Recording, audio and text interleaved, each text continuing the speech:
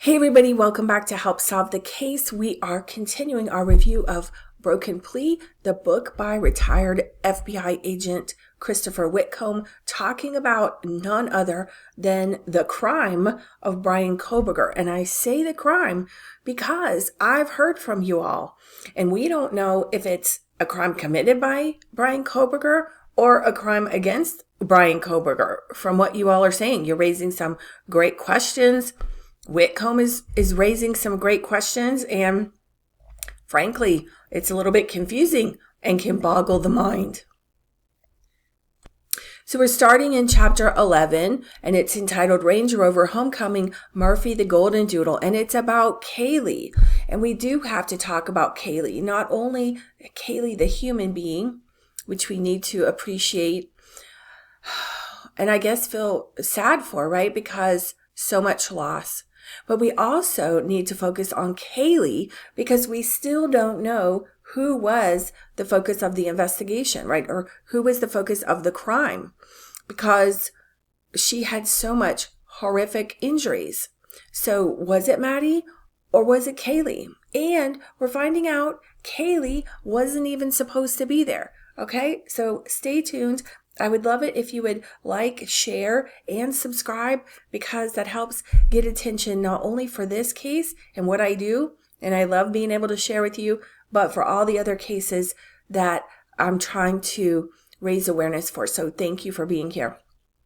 So first of all, Whitcomb centers on Kaylee talking about how she had already moved out of the house at 1122 King Road. I don't know how many people realize that. She, like Ethan, could have been, and I say could have been, at the wrong place at the wrong time, right? She should not have been there. Now, she had completed all the coursework to graduate and moved home to her parents' house in Coeur d'Alene, Idaho. And she worked remotely for a marketing firm in Texas. Police said that she had driven to Moscow for the weekend in a shiny Range Rover, telling friends she was moving to Austin, where she had already found an apartment. That's so sad, isn't it? Just ready to start her life. All of it is just as horrific as the crimes are. I don't know if we can actually just look at the lives and the life cut short and all the memories and everything. It's just a terrible stop in time. She had broken up with her longtime boyfriend, Jack Decor, but it seemed amicable. And she had agreed to go as Dylan's +1 to the sorority formal. It was football weekend. Everybody was excited to catch up, okay? So Whitcomb says here, nothing about the homecoming seemed unusual, where this was going on. End of term seniors coming, going. They're, if they're out of town, if they're close to town, moving things. Thanksgiving break, right? They're preparing to get ready and go spend Thanksgiving with their family. Testing, exams, fall, particularly busy season in the Greek community, right? Underclassmen. I mean, I've been to college. Like it's a great, and everybody who doesn't love fall season and the holidays. Lots of going on. Okay. And he says police were focused on underage drinkers stumbling home in the early morning hours as the rest of the 30,000 residents slept. It was just another day. So nothing standing out as far as we know about that particular day. And that raises the question, why that day? Why did he or they, as Dr. Turvey posits, why did they pick that day? We don't know. Let's continue. So, everything, the normal campus life ended with the 911 call. And this, let me put this here because I don't know why he keeps harping on this. He says all that changed with the 911 call, and he says, from the moment Officer Nunez arrived on scene and stated out loud that Ethan had killed himself, things started to get confusing. I don't know, and he likes to tie things together and shock us and all stuff, but I don't know why he keeps bringing that up, because some people think out loud. I mean, I don't know. I'm a verbal processor, in case you haven't noticed.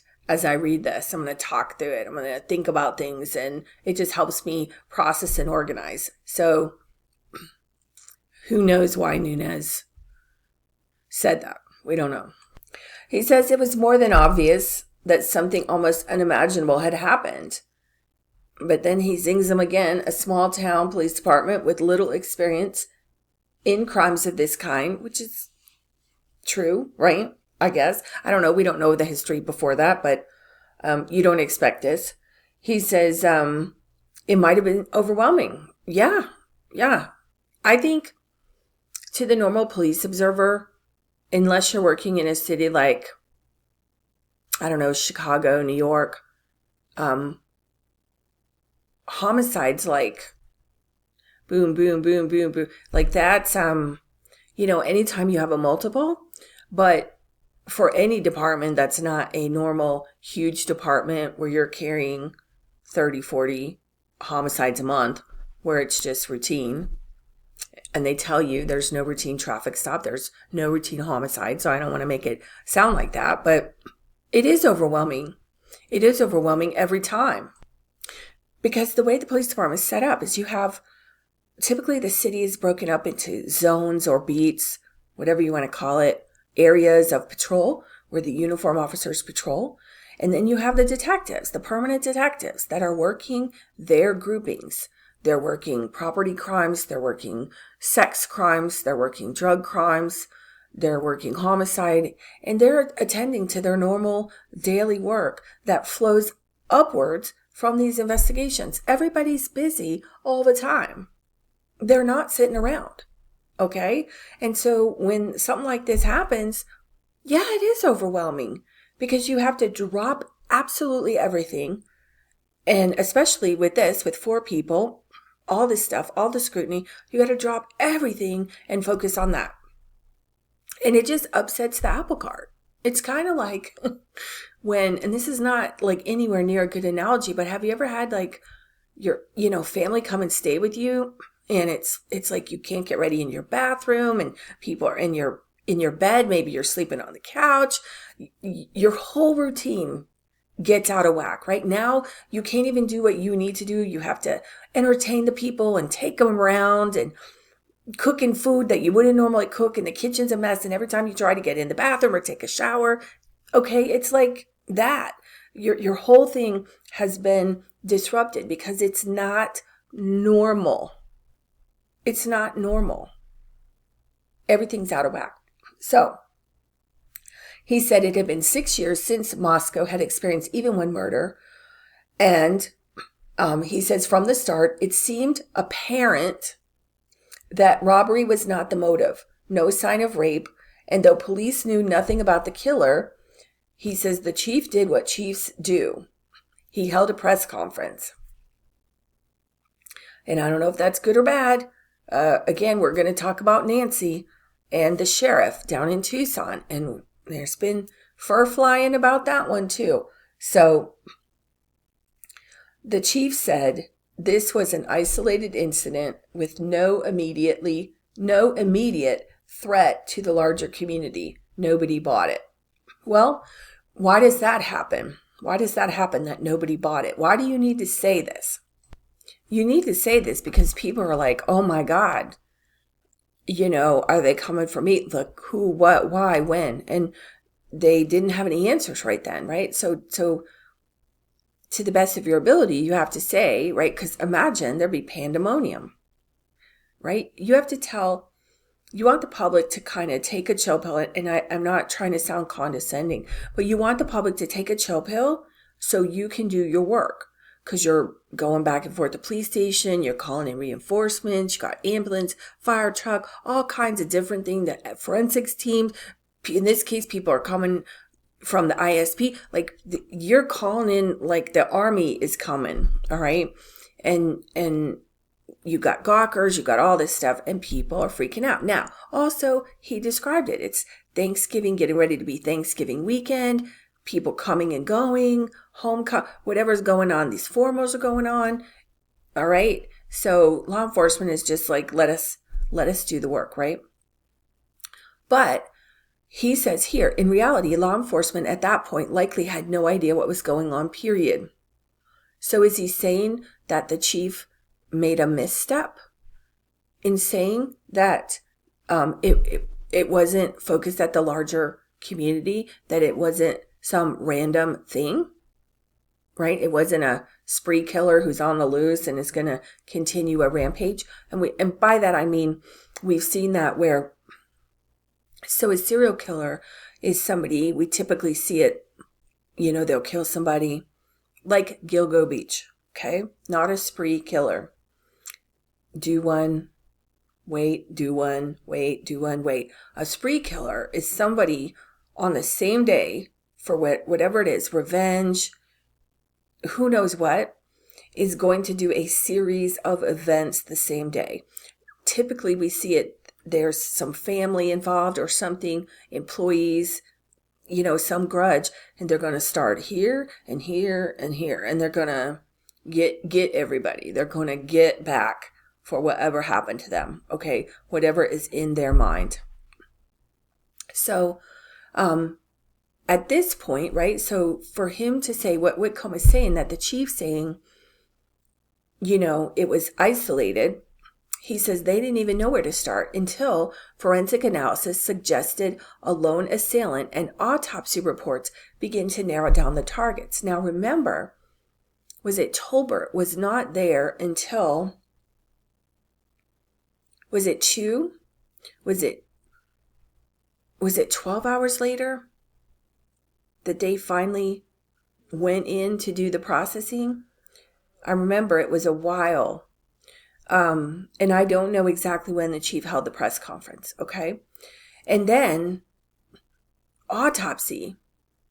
4 people.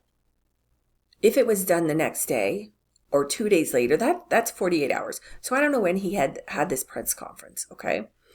And that's when the wounds on Kaylee were found to be different in character and scope than those suffered by the other people in the house. And then that's where you start to go, right? Because initially, you come upon a scene and you find people and you're like I was mentioning in the spree killer, if they're all family members, that's one thing. House full of college students who are unrelated is necessarily different.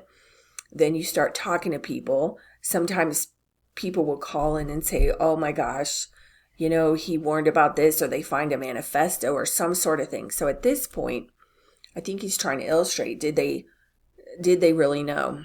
But then you start to get a clearer picture. He says Zaina and Ethan died as a result of edge weapon attacks, but their injuries were mostly defensive in nature. That's interesting. I haven't seen the autopsies. I'm just reading the book, like we're going through it. Interesting. Mostly. Okay. Maddie died quickly from stab and incised wounds of the head and neck, the fewest number among the housemates. Kaylee, on the other hand, suffered wounds that seemed to tell a whole different story. She had been asphyxiated to the point of petechia, which is where your eyes get bloodshot, with burst blood vessels in her eyes and lips. She had been severely beaten with a blunt object that broke out her teeth, fractured bones in her face, and cracked her skull.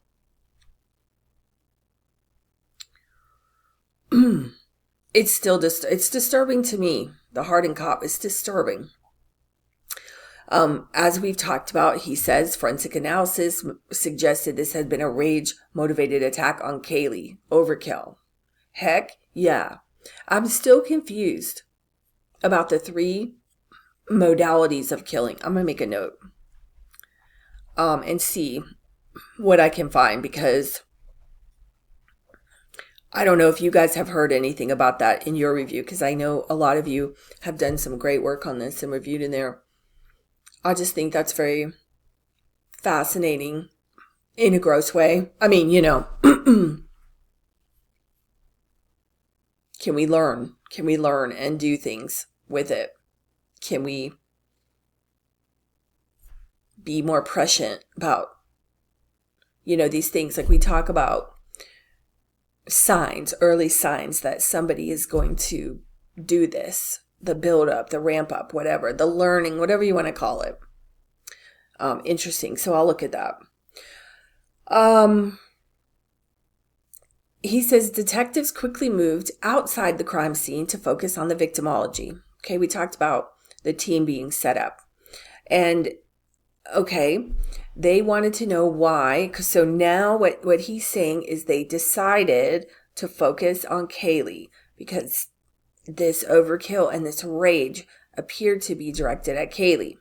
Now, we know she's not supposed to be at the house, right? Like let's talk through this. If the killer was following her on social media or whatever, or any of the other gals or guys, did they know? I don't know what she posted. Did they know that she had moved home? Did the other roommates say we miss her? Was she talking about stuff?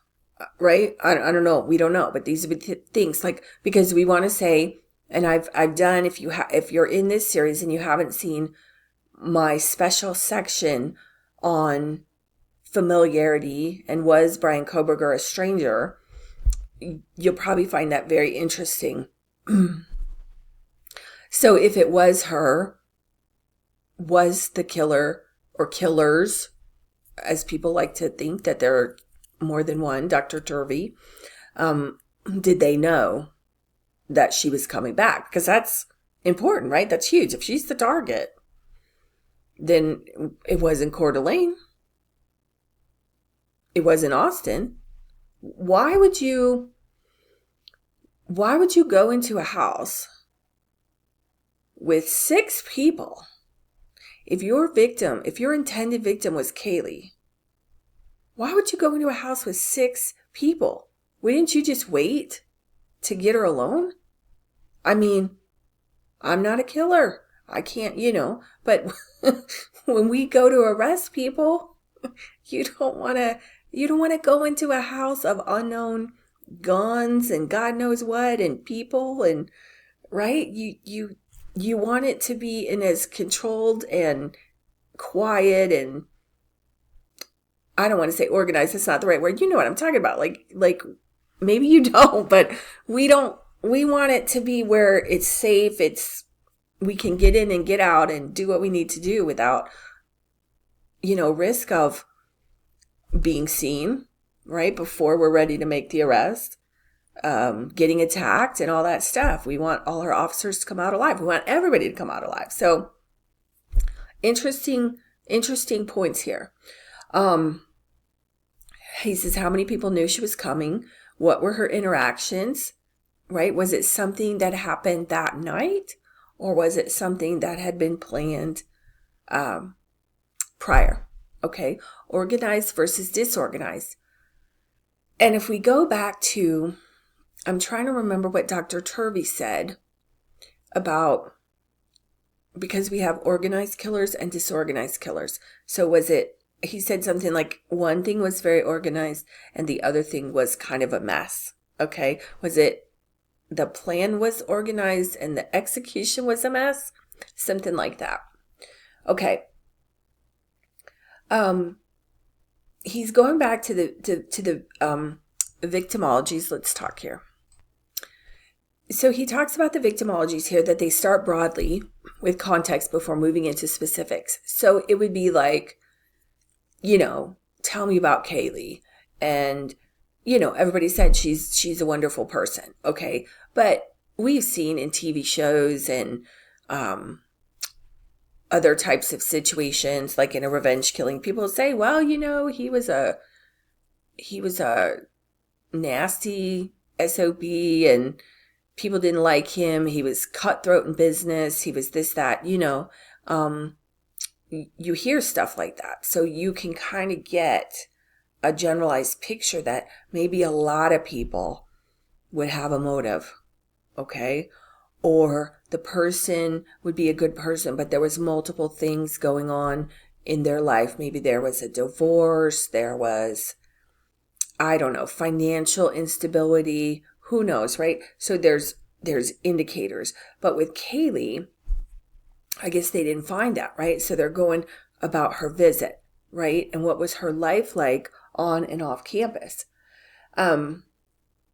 So they're talking about her work and how she had this marketing job, and that she was getting, she believed, a full-time job, and she would be moving to Austin. Okay.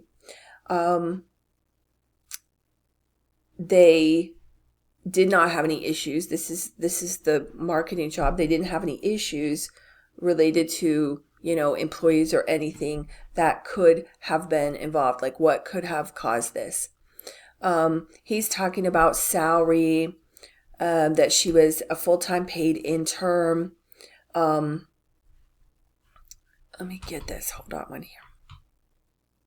They're looking at the car here, okay? She showed up that weekend in a shiny new car, one that was new to her.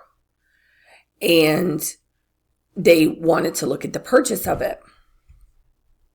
Because you have to say, where did the money come from? Where did the new car come from? She's just out of college. She's moving, all this stuff. The job offer hadn't fully come through. Where's this coming from? So then they're talking about how it sounds to be like it could have been a recent purchase. The plates might not have been changed. And he says he wants to know, where did this new car come from, right? Did she pay for it? If she paid for it, where did the money come from? Could money have been lent from somebody else? Could there have been a motive about this money lent from somebody else? So he says these displays of wealth seemed conspicuous. These are his words. So they talk about going to this AutoNation in Spokane, and that they spoke to the salesperson, and that she came in twice. She showed up with her two grandmothers, and the next time she came with her mother and her grandmother. And there was no drama or conflicts between Kaylee and her mother or grandmothers during the sale. So apparently this was all legit. Grandparents helped out with the car, and they were able to rule this out. But these are good indicators of things that you have to look at, because anything, right? They're focusing. First of all, they didn't know who to focus on. Then, based on the autopsy and other things, they're focusing on her.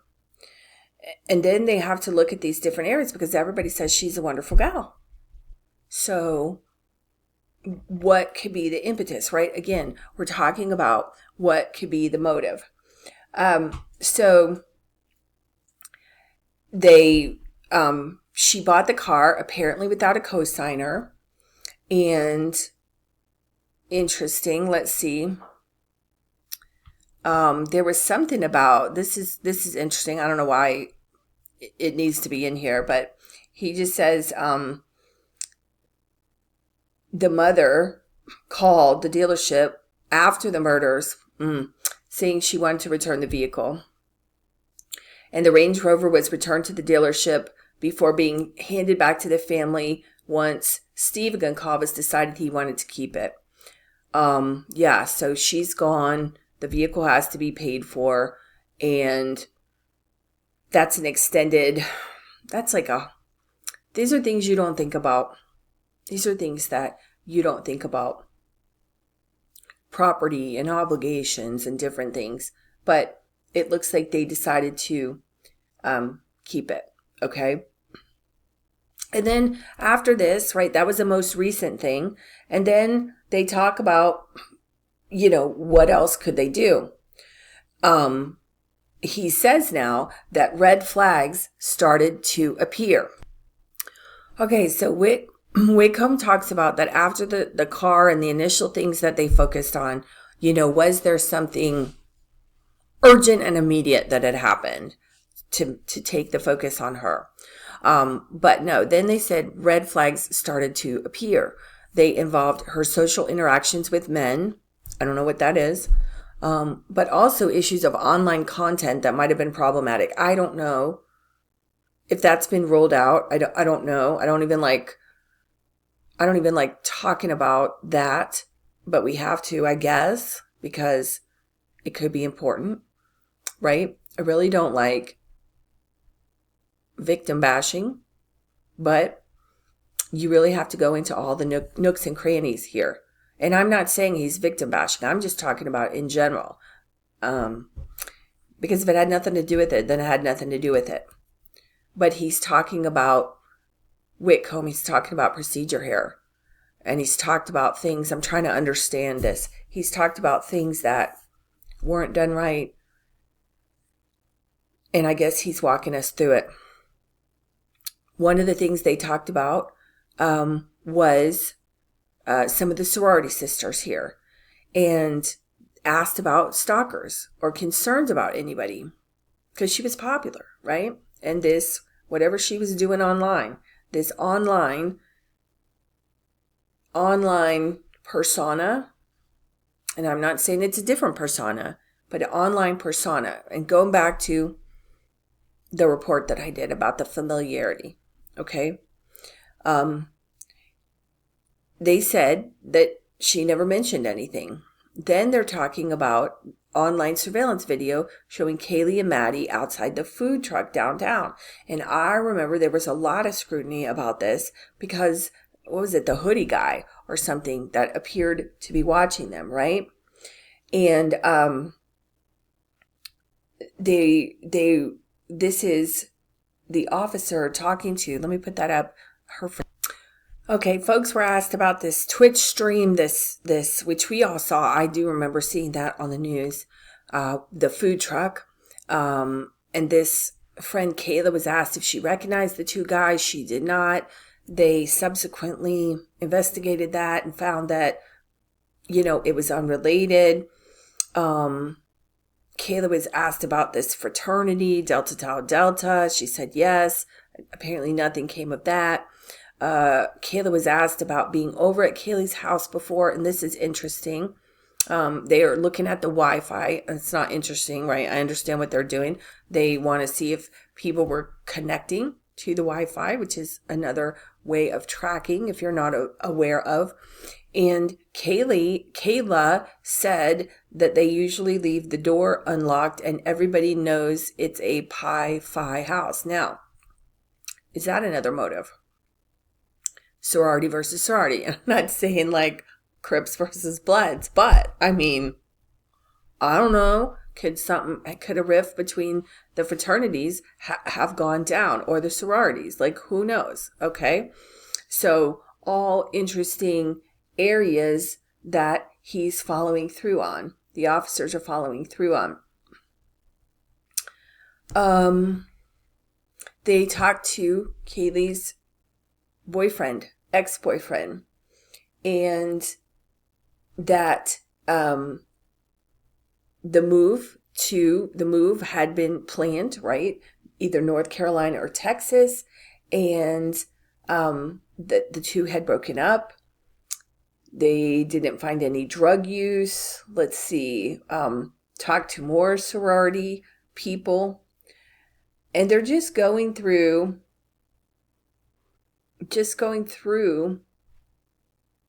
Kaylee's life.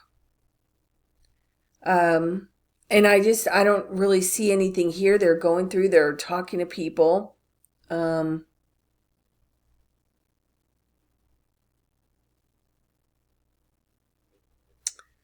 I don't know. I'm trying to add value here.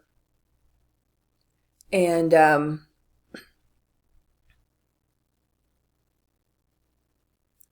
not really finding anything that they really had here.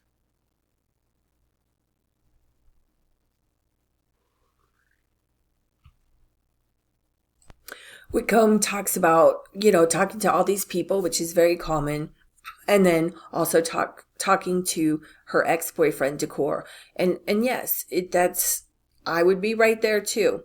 They had been dating since high school. They lived less than a block from each other. They had recently broken up. They shared a golden doodle together, which is Murphy, our dog that we've been asking about. And he would know her best, right? Whitcomb says here he's never implicated in any wrongdoing or ever considered a suspect. Okay. And they started doing interviews which talked about victimology and a consensual search of his residence. Okay. They go through the interview here. Let me see if there's anything here that would be important. It appears that the police finally did interview Jack on several occasions, on at least 2 occasions.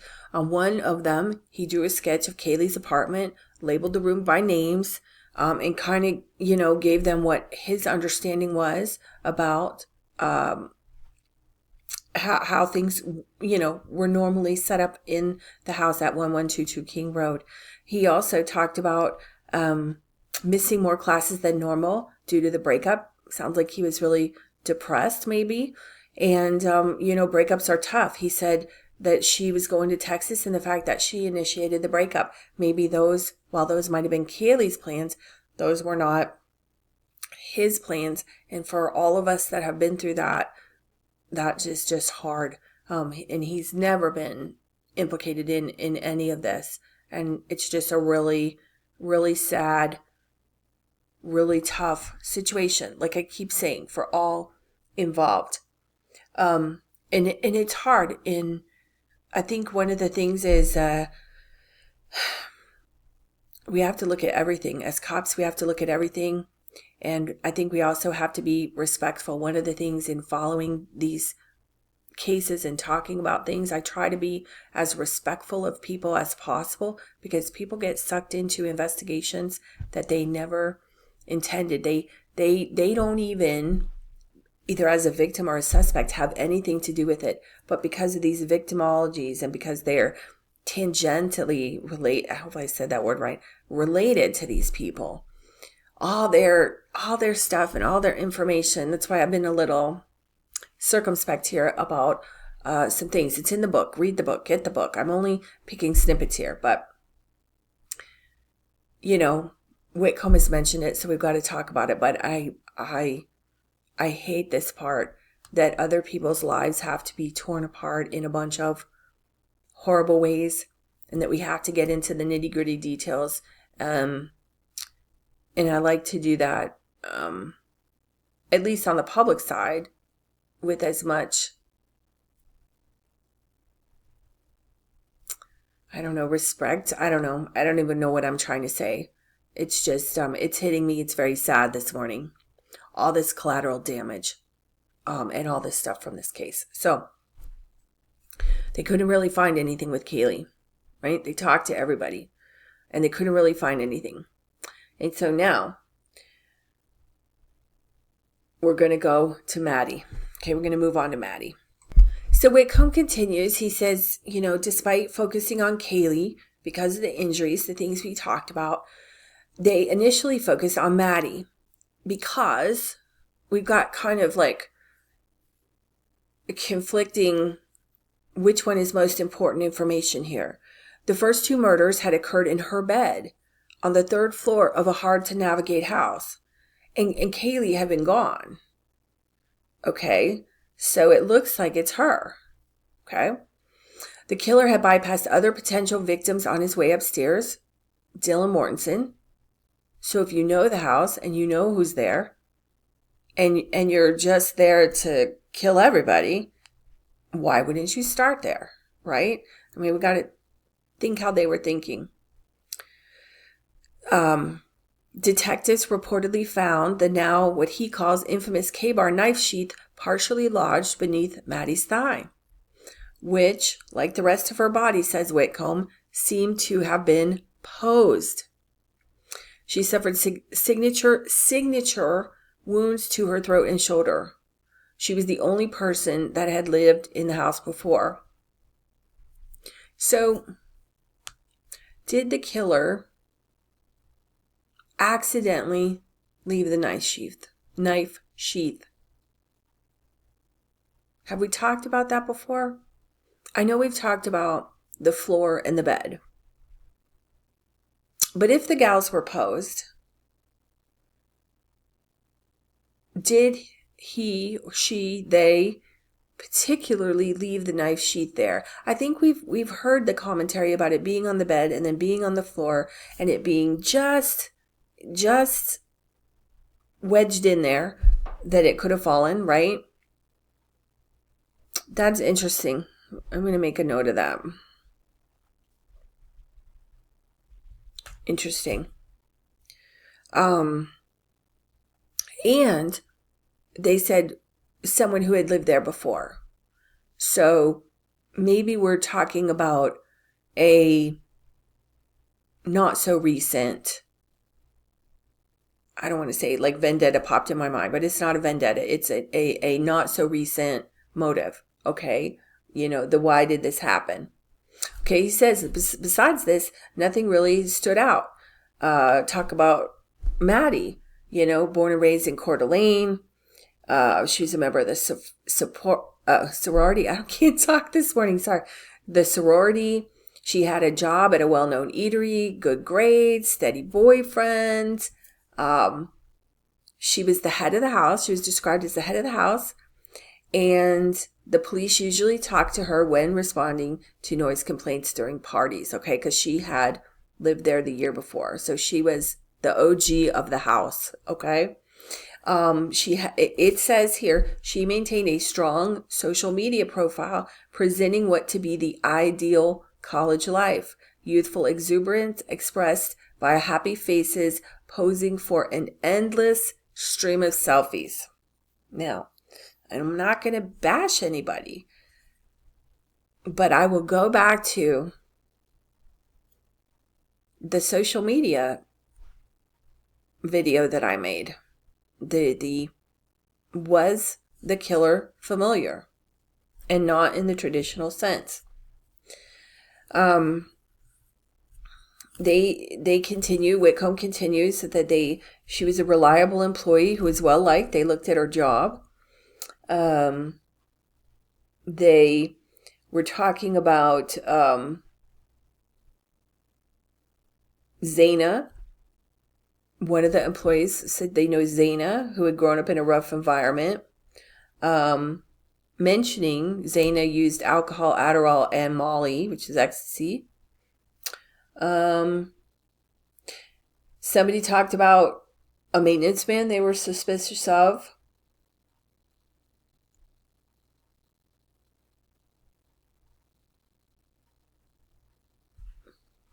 The family. She had no siblings. And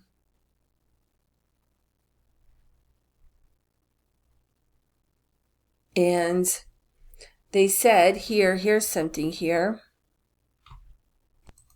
Well, you know what? I'm not going to put it in there because I don't want to put this person in there that doesn't need to be in there. You can read the book. But this gal received a FaceTime from Mogan at 1:50 a.m. Boise time. And that could have been, this person was one of the last people to speak with her. Both of these individuals, both Maddie and this person, appeared to be drunk. The call only lasted about 1 minute. I don't know if they have if they got the records there from that. And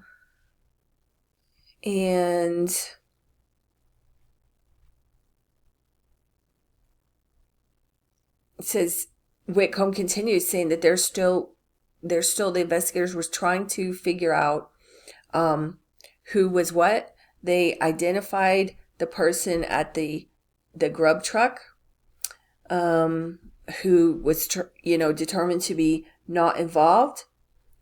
And other people gave descriptions about the house where everybody slept. And and that somebody else actually paid rent on the vacant first floor bedroom. Interesting. Okay, this person says that Bethany and Dylan had called Emily, we've heard her name before, and Hunter Sunday morning, and that Johnson had walked upstairs and witnessed the aftermath of the crimes. We've talked about that.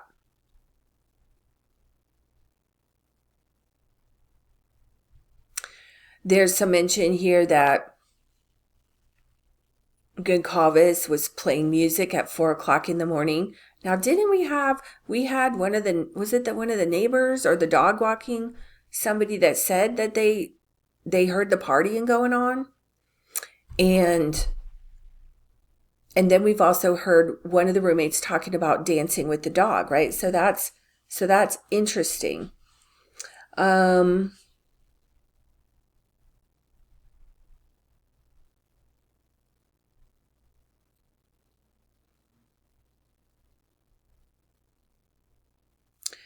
This is interesting.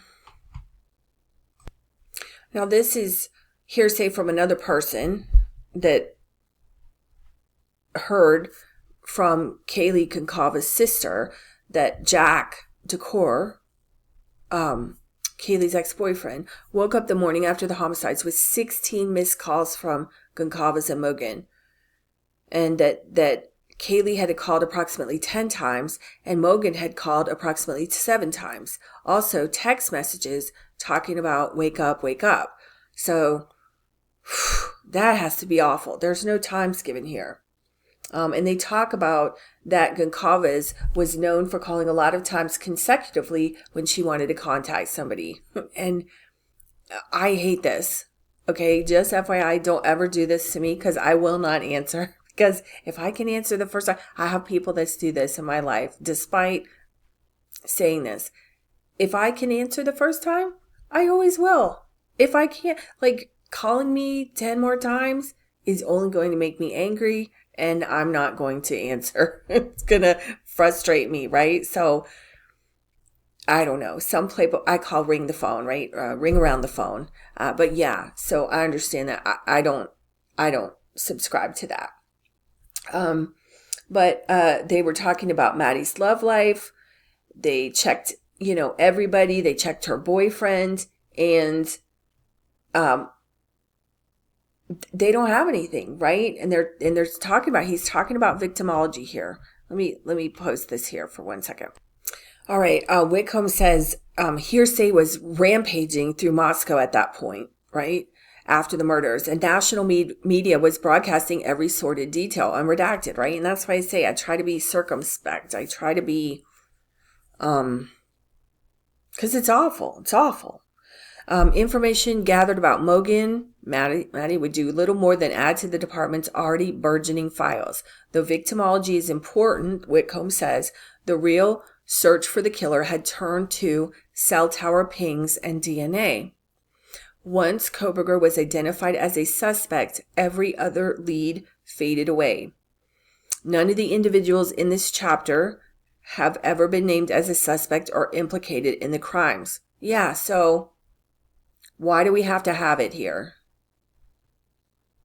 I'm not certain, but I know this part of this video has been probably pretty boring. But again, I try to be sensitive to, I'm listening to what he says, I'm reading what he's saying, and he says it has nothing to do with it. They've never been charged.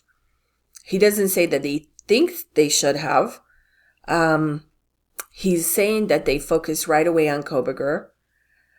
So I'm going to let sleeping dogs lie. It's in the book. Read the book. Let me know. If you think there's a dog that we need to wake up, let me know.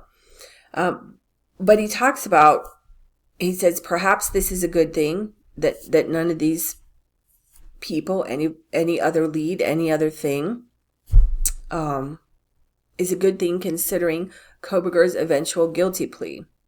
But he says the world did not know at that point how fragile the police investigation had become. While Bill Thompson trumpeted confidence in his open and shut case, His team likely knew their evidence was not what it seemed. Victimology revealed little. Forensics may have shown them even less. So what's the value of this chapter? Because we're talking about the crime. We're talking about the book. We're reviewing the book. And he's included a lot of stuff in here. So what is the value of this chapter? That they didn't search enough? I don't know. That there was nothing there to focus on except the sheath? I don't know. That they could have done more? That they didn't do more? I don't know. Let me know. I don't know. He's kind of left us hanging here. Okay? And we've talked about the forensics. We've gotten into the forensics in detail. So I don't know. Let me know if there's something I missed here. Kind of boring chapter. I don't want to talk about, like I said, all the folks. I'm not sure why he mentioned it here. But we're going to leave this here. And we're going to move on to chapter 12. Which looks like we're getting more into the evidence, right? And the motive, again, with the victimology, watch my video. I talked about it in a prior video. Watch my other video. Let me know what you think. All right. Talk to you on the next one.